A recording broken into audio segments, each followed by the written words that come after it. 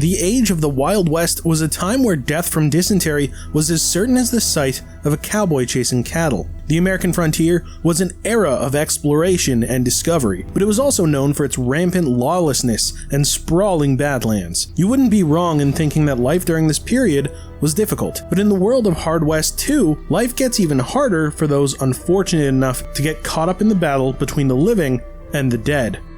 Nothing funny about this one. An exile, even among his own tribe. What he did, I do not know.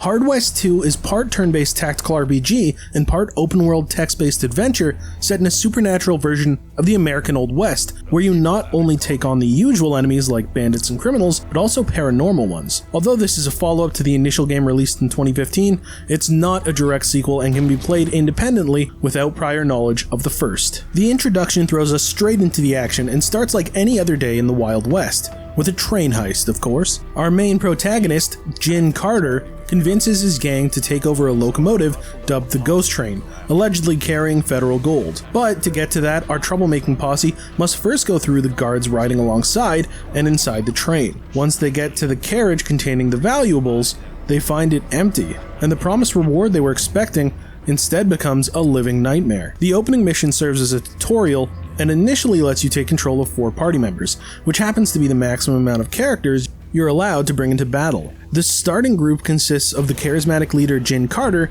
the mystical sorceress Flynn, the sharpshooting Clive, and the enigmatic Native American Laughing Deer. While this is the team you start with, you will eventually meet additional party members. Each ally has a different story that's unlocked by raising their loyalty points. These points are increased through overworld conversations, where you'll be given dialogue options that can positively impact a specific relationship depending on your choice. Although this feature doesn't impact any combat elements and isn't necessary for advancing the plot, it's always a welcome aspect when character stories are fleshed out because it helps to improve the player's experience and immersion into the game. Once the opening mission is completed, you will then be able to explore the game's open world. The environment is minimalistic yet beautifully designed, and the ravaged wilderness of the Old West is accurately depicted through its display of towns, farms, and settlements scattered over a stretch of barren wasteland. These landmarks and the people you meet within them are interactable and are where you'll be spending most of your time outside of battles. Combat is designed with a grid-based movement system, and each party member is given 3 action points to either move, fight, or heal themselves. Characters can conceal themselves behind objects scattered throughout the field,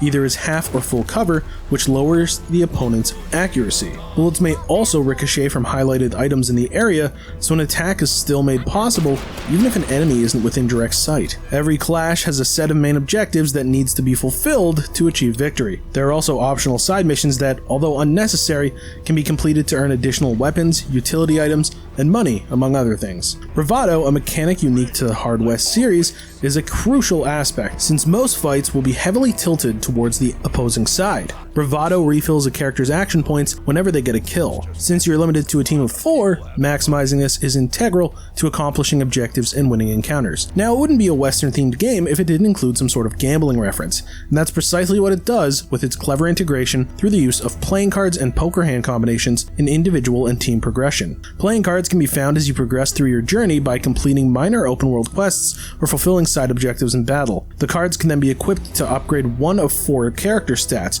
namely health points, which affect how much damage a character can take before fainting. There's also speed, which influences how far a party member can move, luck, which impacts shot accuracy, and bullseye chance, which is just the game's lingo for critical hits. But what makes the playing cards a favorite facet of mine is the ability to combine them into poker hand combinations, because they not only upgrade member attributes, but also unlock character-specific skills and traits that can help turn the tide of the battle in your favor. Each character has a unique skill to tailor your strategy to based on their strengths. The skill I enjoyed the most was Flynn's Shadow Swap, which enables her to switch places with any ally or enemy as long as it's within her line of sight. The only catch is that both individuals' HP would get reduced by 1. However, the trade-off is considerably favorable since it's instrumental in eliminating stronger opponents by getting them out of position. Yet, no matter how unique and charming its graphics and features are, Hard West 2 has some glaring shortcomings. The limited number of usable party members becomes a big issue, especially in the game's latter stages. Encounters become increasingly difficult as the number of enemies grows, and the lack of allies means your strategy has to be near perfect to accomplish the main objective. In addition, healing and utility items, which can only be used on the individual that bought it, are limited to 2 per character, and you aren't allowed to revive a fainted member. There were also several bugs that I encountered throughout my playthrough that, although not game-breaking, were still noticeable, such as bounty posters not disappearing from the inventory, attacks not registering immediately, and some text errors during open-world dialogue. Being a fan of strategic RPGs, I enjoyed the game entirely with its integration of novel elements and brilliantly designed graphics. Having completed it in less than 30 hours, it's well worth it as the story's originality defeats its linear structure, and there's enough variation in each encounter to keep you looking for more. Hard West 2 is a tactically challenging work of art with a beautifully depicted environment and unique features that, much like its name, become progressively harder as you advance. Hardcore fans of tactical RPGs will savor what it has in store with its distinct combat system and necessity for well thought out strategies. Still, on the other hand, casual players may not be too happy with the level of difficulty as the game punishes aggressive and lackadaisical gameplay. Regardless, it's important to try not to make any deals with the devil, or you might end up in the ghost train on the way to the world of Hard West. Noisy Pixel is giving Hard West 2 a 7.5 out of 10. Thanks for watching. Please be sure to check out the full review at noisypixel.net. Noisy Pixel is run by a group of gamers who work hard to deliver news, reviews, previews, and more. Please subscribe to keep up with all our future content.